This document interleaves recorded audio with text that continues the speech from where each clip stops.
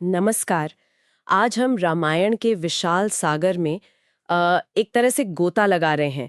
ये भारतीय संस्कृति का एक बहुत ही महत्वपूर्ण हिस्सा है। जी हाँ, बिल्कुल आधार स्तंभ कह सकते हैं। हाँ, और हमारे पास कुछ नोट्स और अंश भी हैं जिनका शीर्षक है रामायण, धर्म, कर्तव्य और आदर्श की गाथा। हम्म।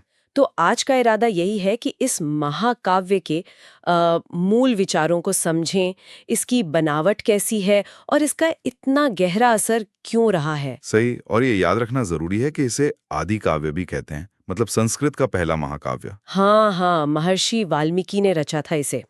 करीब कितने 24,000 श्लोक हैं शायद। जी, लगभग 24,000 श्लोक और 7 कांडों में बटा हुआ ये पूरा ग्रंथ। 7 कांड। हम्म। तो ये सिर्फ एक कहानी नहीं है ना। नई कहानी से कहीं ज्यादा है। ये धर्म, कर्तव्य, मर्यादा, आदर्श, इन सब की एक मिली जुली जटिल कहानी है।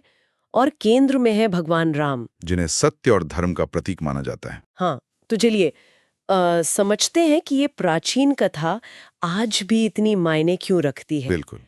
इसकी बनावट की बात करें हाँ। तो ये 7 कांड आपने बताया, जैसे बालकांड है, फिर अयोध्या कांड। हाँ, अरण्य कांड, किष्किंधा कांड, सुंदरकांड, फिर युद्ध कांड और आखिर में उत्तरकांड। ये सिर्फ चैप्टर्स नहीं है, ये कहानी के अलग अलग पड़ाव हैं, बिल्कुल। जीवन के हिस्से जैसे। बिल्कुल। राम के जन्म से लेकर फिर उनका वनवास, जंगल में जीवन, सीता हरण, फिर हनुमान जी से मिलना, सुग्रीव से मित्रता, हाँ, लंका की पूरी यात्रा, युद्ध, और फिर राज्याभिषेक और उसके बाद की घटनाएं। ये पूरी एक यात्रा है। और इसमें दिलचस्प बात क्या है, मतलब ये जो संरचना है। हाँ, दिलचस्प ये है कि ये संरचना कहानी को इसके मूल विषय से जोड़ती है, धर्म और कर्तव्य से।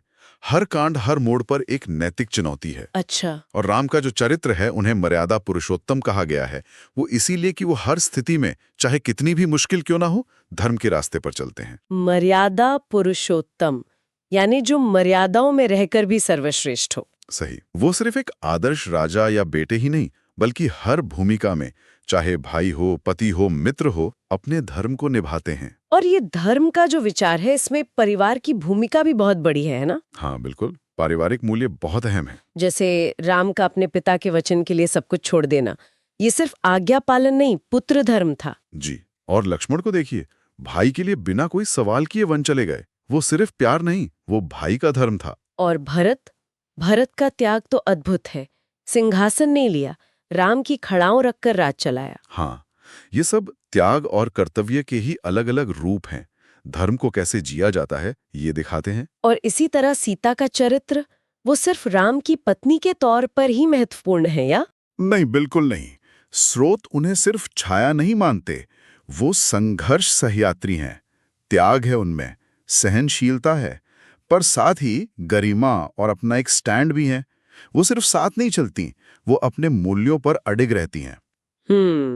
संघर्ष सहयात्री, ये शब्द काफी प्रभावी है। जी। और ये पूरी कथा का एक बड़ा संदेश ये भी है कि अधर्म पर धर्म की विजय होती है। हाँ, रावण वाला पहलू, वो तो बहुत ज्ञानी था, शक्तिशाली था। बिल्कुल। प्रकांड विद्वान, शिव भक्त, सोने की लंका का राजा, सब कुछ था। लेकिन अहंकार और अधर्म का रास्ता उसे ले डूबा। हाँ, तो रामायण ये नहीं कहती कि ज्ञान या शक्ति बुरी है, बल्कि ये कि अगर वो धर्म और नीति के साथ न हो तो उसका अंत बुरा होता है। तो ये मुख्य पात्र भी इसी द्वंद्व को दिखाते हैं। राम यानी आदर्श, सीता यानी त्याग और गरिमा, लक्ष्मण यानी समर्पण, हनुमान में तो भक्ति, शक्ति और बुद्धि का अद्भुत संगम है। और रावण ज्ञानवान होते हुए भी अहंकार में पथभ्रष्ट। बिल्कुल। हर पात्र कुछ न कुछ सिखाता है। तो इसका मतलब ये हुआ कि रामायण के ये जो मूल्य हैं, सत्य, धर्म, त्याग, कर्तव्य, ये सिर्फ उस जमाने के लिए नहीं थे। नहीं, बिल्कुल नहीं। यही तो इसकी खासियत है। ये शाश्वत मूल्य हैं। हर युग में, हर समाज में इनकी प्रासंगिकता बनी रहती है। इसीलिए शायद आज भी इसका इतना असर दिखता है, कला में, साहित्य में, त्योहारों में, जैसे दीपावली। हाँ, और सिर्फ भारत में ही नहीं, स्रोत बताते हैं कि थाईलैंड, इंडोनेशिया, कंबोडिया, इन सब देशों में भी रामायण के अपने अपने संस्करण हैं और बहुत लोकप्रिय हैं। अच्छा, ये दिलचस्प है। जी। ये दिखाता है कि धर्म सिर्फ पूजा पाठ नहीं है। रामायण धर्म का एक व्यवहारिक रूप दिखाता है। जीवन कैसे जिया जाए, नैतिक दुविधाओं में क्या रास्ता चुना जाए। तो हम कह सकते हैं कि रामायण सिर्फ एक महाकाव्य या धार्मिक ग्रंथ ही नहीं है, बल्कि ये जीवन जीने की कला सिखाता है, धर्म और नीति के रास्ते पर चलना सिखाता है। बिल्कुल सही कहा आपने। ये समाज के हर व्यक्ति के लिए किसी ना किसी रूप में एक प्रेरणा है। हम्म। और यहीं पर एक थोड़ा गहरा सवाल भी उठता है। हमारे स्रोत इस ओर इशारा करते हैं, कुछ घटनाएं हैं रामायण में जो आज भी बहुत बहस का मुद्दा बनती हैं, जटिल लगती हैं, जैसे सीता की अग्नि परीक्षा या बाद में राम द्वारा उनका त्याग। हाँ, ये बातें अक्सर उठती हैं। स्रोत ये कहते हैं कि हो सकता है इन घटनाओं में कुछ गहरे आध्यात्मिक या दार्शनिक संकेत छिपे हों, जिन्हें हम शायद सतही तौर पर नहीं समझ पाते। मतलब सिर्फ कहानी की तरह नहीं देखना चाहिए। शायद।